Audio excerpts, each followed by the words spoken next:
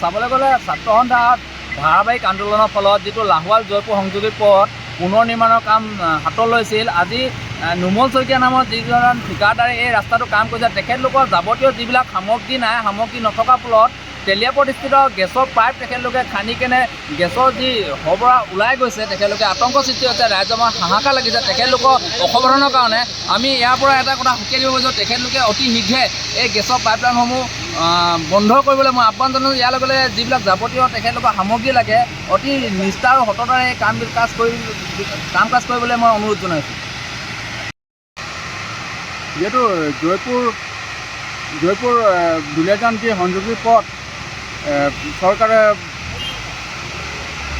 চৰকাৰে যিহেতু এই সংযোগী পথ নিৰ্মাণ কৰিছে, কিন্তু ঠিকাদাৰৰ গাফলতিৰ কাৰণে এই ঘটনা ঘটিব পাৰিছে। আৰু তেওঁলোকে চালি জাৰি কৰি ল'ব লাগে, ক'ত গেছ পাইপলাইন আছে, ক'ত তেলৰ পাইপলাইন আছে, সেইবোৰ চালি জাৰি নকৰাকৈ তেওঁলোকে যধে মধে উধাই মুধাই কাম উলিয়াব লাগে, কাম কৰিব লাগে। তেনেকৈ ধৰণৰ কাম কৰিলে এনেকুৱা ঘটনা ঘটিবই।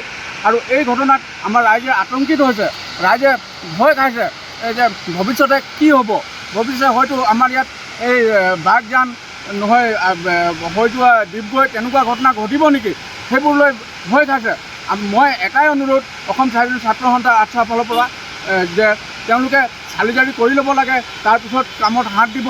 আৰু ক'ত গেছৰ পাইপলাইন আছে, ক'ত তেলৰ পাইপলাইন আছে, তেওঁলোকে চালি জাৰি কৰি মেলি কাম কৰিব।